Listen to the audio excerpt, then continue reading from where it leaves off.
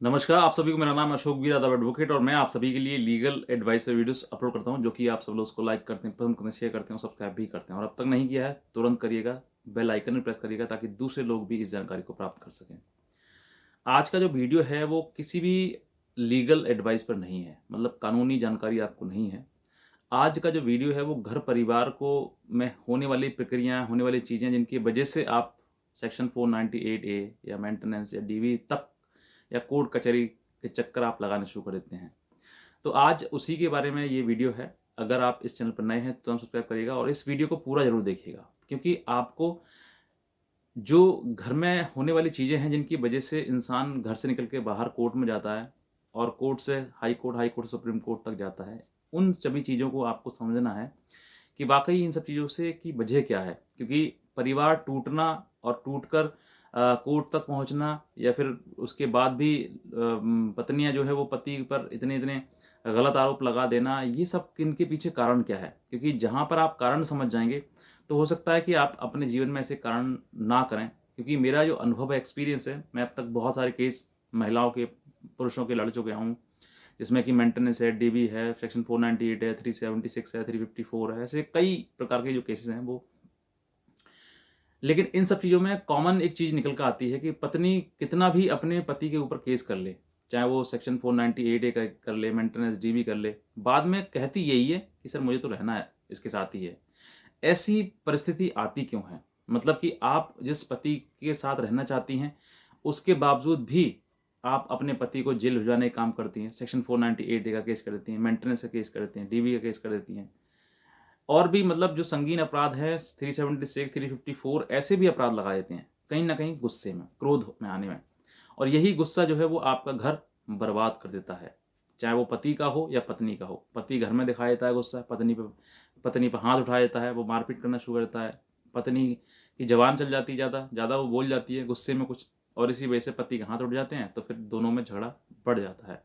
अब ये इस झगड़े के पीछे कारण कहीं न कहीं घर में कलेश होना या फिर घर में किसी प्रकार की माहौल उसके अनुसार, पत्नी के अनुसार ना ढलना, ये सब चीज़ें सामने आती हैं।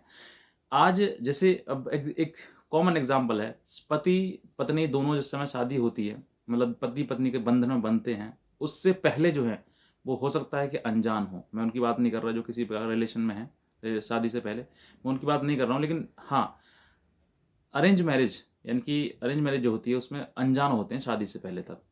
शादी के बाद एक-दूसरे के साथ रहने के बाद वो एक समय आने पर ऐसे कट्टर दुश्मन बन जाते हैं एक-दूसरे के कि अब या तो इसको जेल भिजवाना है, इसको चक्की पिसवानी है, इसको ये करवाना है, वो ऐसी कई प्रकार की जो चीज़ें हैं, भावनाएँ मन में पत्नी की आती रहती हैं। ऐसा क्या होता है? देखिए, सही चीज़ तो मायने में ये है कि पत्नी अगर लड़की जो है मतलब शादी मायके से शादी करके अब पति के घर जाती है, तो उस माहौल में ढलने में थोड़ा-सा समय लगता है। कभी-कभी ऐसा होता है कि ससुराल जो है वो आपके अकॉर्डिंग नहीं मिलती है। मतलब जैसा पत्नी चाहती है, जैसा ल लड़की ये सोचती है कि मेरा पति मेरा कहना मानेगा, मेरे सास-ससुर मेरे कहना मानेंगे या फिर मैं उनकी मतलब जो ऐसे भी मन में ये सी चीज़ आती है कि मेरे अकॉर्डिंग सब चलेंगे लोग। ऐसे जब मन में भावनाएँ आती हैं, तो कहीं न कहीं ये चीज़ें जो है वो घर तोड़ने का इंडिकेशन दे रही हैं, यानी कि परिवार को टूटने का। क्योंकि आप उस परिवार में जा रहे हैं तो आपको अपने आप को, खुद को उस परिवार के अनुकूल बनाना है, यानी कि उसके अकॉर्डिंग अपने आप को ढालना है। अगर घर परिवार में अगर सास-ससुर हैं, मैं एक मूल मंत्र यहाँ पे बता देता हूँ आपके लिए। सास-ससुर आपके हैं, यानी कि लड़के के मतलब आपके पति के माँ-बाप जो वगैरह हैं, उनसे आप बहुत अच्छे से अपनी ट्यूनिंग बना के रखें। अगर आप ऐसा करती हैं, पति से एक बार झगड़ा हो जाएगा, कोई बात नहीं, क्योंकि उनके पीछे उनके माँ-बाप हैं। अगर आप उनके पेरेंट्स को अच्छे से उनको साथ ट्रीट करोगे, उनसे अच्छे से व्यवहार करोगे, उनकी सेवा करोगे, क्योंकि वो एक ऐसा नहीं कह रहा मैं कि आप गुलाम बन जाओ उनके, लेकिन फिर भी एक सभ्यता, एक मैनर्स होते हैं कि जिस माँ-बाप ने उस बेटी को बनाया है, तो कहीं न कहीं वो चाहते हैं कि अब बुढ़ापे में हमारी ऐसी बहू आए, जो हमें हमारी मतलब सेवा कर सके। सेवा का मतलब वो नहीं कह रहा हूँ मैं कि आप गुलाम ही बन जाओ उसके। सेवा का मतलब कि उनका कहना मान लो, उनके घर में जो घरेलू काम है उनके कर दो, थोड़ा बहुत बातचीत उनसे कर लो, बस ये सब चीज़ें हैं। आप एक बार को पति से नहीं करोगे, पति से गुस्सा हो जाए, लड़ाई झगड़ा हो जाएगा, कोई मैटर नहीं करता है, कोई दिक्कत नहीं है। लेकिन अगर आपने उसके परिवार को सँभाल लिया, यानी कि माँ-बाप या अपनी नंद या फिर जेठानी, जेठानी तो छोड़िए, वो अलग चीज़ है। जेठानी है या नंद है, या फिर घर परिवार में और भी लोग हैं, मामा, चाचा, ताऊ वगैरह, उन सब सी लोगों से अगर आपकी अच्छी है, ट्यूनिंग है, और पति से बिगड़ी हुई है, कोई दिक्कत नहीं है। वो आज न तो कल वो इंसान जो है वो सब लोग जो उसके उसे मतलब टोक-टोक के ना कि भई लड़की सही है, तुम ऐसा क्यों कर रहे हो? तो सब लोग उसको गलत कह के उसको ठीक रास्ते पे ला देंगे। लेकिन जहाँ आपने पति से ही बनाने की कोशिश करी और बाकी सब लोगों को ठुकराने की कोशिश करी, तो फिर आपकी बात नहीं बन पाएगी। क्योंकि जो लड़का है, जो पति है, वो अपने घर परिवार से जुड़ा हुआ है। अब देखिए, अब यही बात जैसे पत्नी पति के साथ में आती है, तो वो पत्नी के साथ भी आती है कि वो भी अपने घर परिवार से जुड़ी हुई है। अब मैं आपको बताता हूँ इसके लिए कि एक जो लड़का होता है, वो उसके कंधों पर उसके माँ-बाप, भाई-बहन, मतलब जो भी छोटे हैं तो उनका भी ज़िम्मेदारी है, बड़े हैं तो ज़िम्मेदारी नहीं है, लेकिन उनकी बात मानना, उनकी कहीं न कहीं मदद करना, ये भी उसके मतलब ज़िम्मेदारी की तरह ही होता है। तो ये लड़के के ऊपर है। अब लड़की जो है, पत्नी जो है, वो अपना घर छोड़कर मायके से ससुराल आई है, मतलब अपने परिवार में आई है। तो आपकी ज़िम्मेदारी, आपने माँ-बाप की बात मानने के लिए आप सोचें कि भई मैं अपने घर की छोटी-छोटी बातें जो माँ-बाप से बताऊँ, शेयर करूँ कि भई ये ऐसे ऐसे कर रहे हैं, वैसे कर रहे हैं। तो इन सब चीज़ों से झगड़ा बढ़ता है। इन सब चीज़ों से जो है वो आप अपनी घर की जो चीज़ें हैं वो मायके में बता रही हैं, तो माँ-बाप भी उसको एडवाइस करेंगे कुछ ना कुछ। तो हो सकता है कि वो एडवाइस आपको लग रही हो सही हो, लेकिन उस घर परिवार से, उस ससुराल से जिसमें आप गई हैं, उसके अकॉर्डिंग वो गलत हो। तो आपको वो छोटी-छोटी चीज़ें अपनी घर परिवार, क्योंकि ये फ़ोन जो है ना, फ़ोन की वजह से भी दिक्कत है। छोटी-छोटी बातों पे फ़ोन आ जाता है। अगर पति से झगड़ा हो गया, "हाँ, मम्मी मुझे ऐसा बोला, मुझे ऐसा बोल दिया।" तो छोटी-छोटी बातें जो है वो आपके मुँह से निकल कर अपनी माँ के कानों में गई। माँ से पिता को, उन्होंने अपने पति को बताया, मतलब पिता को बताया, फिर भाई से, और ये जब चीज़ें जो है वो एक अपने आप में षड्यंत्र बनाना शुरू हो गया। तो कहीं न कहीं माँ-बाप को ये लगता है कि हमारी बेटी दुखी है। लेकिन ये बेटी ये नहीं सोचती है कि मैं अगर अपनी मन की बात जो है वो अपने सास-ससुर, मतलब अपने मायके बताऊँगी, तो वो लोग भी परेशान होंगे। जब वो परेशान होंगे तो फिर मुझे भी बार-बार फ़ोन करेंगे। बार-बार फ़ोन करेंगे तो फिर मैं भी डिस्टर्ब होंगी। मैं डिस्टर्ब होंगी तो फिर ये घर जो जिसमें आप आए हैं, उसमें भी लोग डिस्टर्ब होगा। चाहे वो फिर मूड पति का हो, पति खराब होगा, फिर उसमें चीज़ें बढ़ेंगी। बढ़ने के साथ में जब पति-पत्नी में झगड़ा होगा तो फिर वो बातें माँ-बाप को पता लगेगी। फिर वो वहाँ से, मतलब ये जो चीज़ें हैं पूरा, फिर हर तरीके से वो षड्यंत्र बनना शुरू हो जाता है, मतलब कि हर तरीके से गुस्सा, क्रोध, ऐसी चीज़ें सामने आने लगती हैं। और अब जब ये चीज़ें बढ़ने लगती हैं तो फिर एक समय ऐसा आता है कि इसमें विस्फोट होना भी ज़रूरी है, और जब विस्फोट हो जाएगा तो फिर वो पत्नी जो है वो अपने मायके चली जाएगी लड़ाई झगड़ा करके, और फिर उसके बाद पति गुस्से में उसको बुलाने नहीं जाएगा। जब बुलाने नहीं जाएगा तो पत्नी जो है वो वेट नहीं करती है, वो थोड़ा-सा 1-2 महीने इंतज़ार किया, बस उसके बाद लगाओ मुकदमा इस पे। लगाओ सेक्शन 498 लगाओ मेंटेनेंस का केस लगाओ, इस पे डीबी का केस है, बुलाने नहीं आ रहा है, लेने नहीं आ रहा है। लेकिन आप यहाँ नहीं सोचते हैं कि शायद हो सकता है कि यहाँ पर कहीं न कहीं मैनेजमेंट की कमी रही हो। मतलब पत्नी जो है वो घर परिवार उसको सँभाल नहीं पाई हो, तो ऐसा भी होता है। कहीं न कहीं अब रेयर केस है ऐसा, जैसे कि जिसमें कि पति जो है वो दारू पी के पत्नी को पीट रहा है, उसकी बात भी नहीं मान रहा है, उसको किसी प्रकार सही से रख भी नहीं रहा है। होता था, लेकिन अब जो है वो हर लोग जो है वो समझदार हैं, पढ़े-लिखे हैं। हालाँकि अभी भी ऐसे हैं कुछ लोग जिनकी वजह से पत्नियाँ पीड़ित हैं, लेकिन ज़्यादातर केस देखा गया है, बहुत अच्छे-अच्छे पढ़े-पढ़े लिखे कोर्ट में आ रहे हैं। कुछ चूड़ा पहन के महिलाएँ जो मतलब शादी के बाद पहनती हैं, और उसके बाद जो है ये पहन के कोर्ट में आती हैं कि भई हमारी अभी पिछले महीने शादी हुई, अब डिस्प्यूट हो गया। तो ये जो चीज़ें हैं, इतनी जल्दी से डिस्प्यूट होना, ये भी एक सही बात नहीं है। इससे घर परिवार बिगड़ते हैं। तो यहाँ पर कहीं न कहीं कमी आ जाती है। देखिए, मैं ये कहता हूँ कि पति अगर खराब हो, बिल्कुल बेवड़ा ही हो, बिल्कुल ही, और पत्नी सही है, तो वो अपना घर बना देगी, सँभाल देगी उस घर को। लेकिन जहाँ पत्नी खराब निकल आए और पत्नी उस ससुराल को नहीं चाहेगी, तो फिर डेफ़िनेटली वो कहता हूँ वो घर बंजर हो जाएगा, एकदम खंडर बन जाएगा उसको।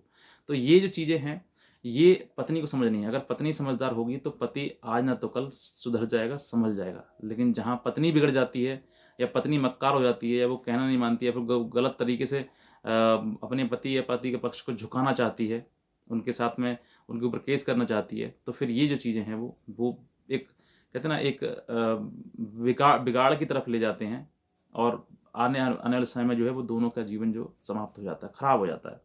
ऐसे बहुत सारे पति हैं जो 20-20 साल से अपने पत्नी के लिए केस लड़ रहे हैं, पत्नी भी घर से लड़ रही है, दोनों में कोई किसी प्रकार का मन में कोई है ही नहीं कि भाई हमें इन चीज़ों को जो बिगड़ गई है उनको संभालना चाहिए। तो ये समझते नहीं है, इसके चलते हुए 20 साल निकल जाते हैं और बाद में पछतावे के सिवा कुछ नहीं होता है कि अब जब 20 साल का डिस्टेंस गैप हो ही गया है, तो अब एक दूसरे के साथ रहकर भी क्या करेंगे।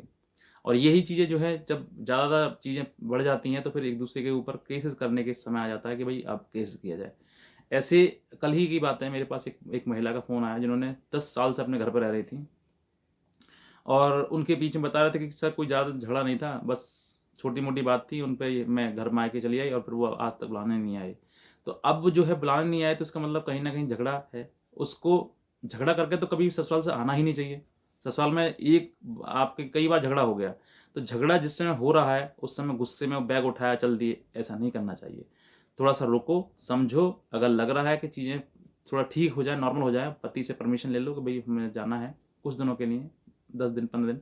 तो फिर उसके बाद परमिशन लेने के बाद आप पति अपने मायके आएँ, मायके वहाँ पर रहें, माइंड आपका ठीक हो जाएगा, फिर वापस आप चले जाएँ। ये एक तरीका होता है। अगर गुस्से में आप उस समय पर कदम उठाकर और जो आप घर में चले जाएँगे, तो फिर पति को भी उधर गुस्सा रहेगा, पत्नी को भी इधर गुस्सा रहेगा। तो दोनों गुस्सा है, तो गुस्से में क्या है? दोनों अलग हैं। जब अलग हैं, तो पत्नी को ये लगेगा कि भई वो बुलाना नहीं आ रहा है मुझे रखना नहीं चाहता, मुझे छोड़ना चाहता है और फिर पति को ये लगेगा ये रहना चाहती है, ये मुकदमे कर रही है मेरे पे, तो मुकदमा शुरू हो जाते हैं। तो ये बेसिक चीज़ें हैं जो आपको समझनी है। अगर ये चीज़ें आप समझ जाएँगे तो डेफ़िनिटली मैं कहता हूँ आपका घर परिवार कभी बिगड़ेगा नहीं। दोनों का समझदार होना ज़रूरी है। अगर दोनों में से एक ही समझदार है या फिर एक बेवकूफ़ है, बेवकूफ़ अगर पत्नी समझदार है, मैं ये कहना चाहता हूँ क्योंकि सबसे ज़्यादा इम्पोर्टेंट रोल जो है वो पत्नी का है। गृहिणी कहते हैं ना गृहिणी, तो गृहिणी किसे कहते हैं? कि जो घर में रहती है, वो, जो घर को सँभालती है, वो, जो घर को चलाती है, वो। पति को गृहणा नहीं कहते हैं कभी, पति को गृहिणी नहीं कहते हैं। तो पति जो है वो उसका काम है सिर्फ़ घर में आना, रोटी खाना और कमा के लाना बस। बाकी घर को सँभालना पत्नी का काम है, ये पत्नी सँभालती है। तो ये आपको कुछ चीज़ें हैं, जैसे अगर आपने ये चीज़ें फ़ॉलो कर ली तो डेफ़िनिटली मैं कहता हूँ और सबसे ज़्यादा इम्पोर्टेंट बात ये है कि अगर आप पत्नी हैं और आप मायके जाती ससुराल जाती हैं, तो सब पति से ज़्यादा ताल्लुकात अपने अच्छे परिवार वालों के साथ बनाएँ उनके। पति के साथ ही मैं कह रहा हूँ बिगाड़े नहीं, लेकिन ज़्यादातर इम्पोर्टेंस जो है वो अपनी सास, ससुर, ननद वगैरह जो घर में है उन सबसे तालमेल अच्छा बनाओ। और बिगड़ भी जाती है तो देखिए, मैं ये कहता हूँ कि जब लोगों की बिगड़ जाती है, तो बिगड़ने के बाद अब मायके आती है, मायके आने के बाद उन्हीं लोगों का नाम देती है जो घर परिवार में होते हैं। यानी क्योंकि उसकी उन लोगों के साथ में बनती नहीं है। जब बनती नहीं है तो गुस्से में उन लोगों के नाम दिए जाते हैं और जब उन लोगों के नाम दिए जाते हैं तो फिर वो भी अपने बेटे को, अपनी भाई को, मतलब जो पति है, भाई लगता होगा ये किसी का बेटा, तो वो भी समझाते हैं कि भई ये बहू सही नहीं है, ये गलत है। ये इसको घर में नहीं लाना दोबारा, इसने ऐसा कर दिया, वैसा कर दिया, अब ये करेंगे, वो करेंगे। तो ऐसा चीज़ें जो है वो फिर बहुत सारी चीज़ें जो है बिगड़ने शुरू हो जाती हैं। तो आपको इन सब चीज़ों का मोस्टली इम्पोर्टेंट मतलब इन ध्यान रखना है कि घर परिवार में सभी लोगों से बना के रखनी है। जिन लोगों की नहीं बनती, जिन लोगों में ज़्यादा गुस्सा होता है, एटीट्यूड होता है, तो उन सब चीज़ों का जो है बाद में विखंडन ही होता है और घर परिवार टूट जाता है। तो आई होप सो कि आपको ये बातें समझ में आई हों। आज का जो टॉपिक था वो घर परिवार को सँभालने के लिए था, किसी को बिगाड़ने के लिए नहीं है। अगर आप इस चीज़ से सहमत हैं, अच्छा लगा वीडियो, तुरंत सब्सक्राइब करिएगा, दूसरे लोगों तक भी जानकारी को जो शेयर करेगा। और हमारी अगर लीगल एडवाइस आप लेना चाहते हैं, तो आप हमारे दिए हुए नंबर हमारी लीगल एडवाइस ले सकते हैं, अपॉइंटमेंट बुक करा सकते हैं इसी नंबर पर व्हाट्सएप करके और मैं आपको फिर एडवाइस दूँगा। बस बाकी आज का वीडियो देखने के लिए आपसे बहुत धन्यवाद।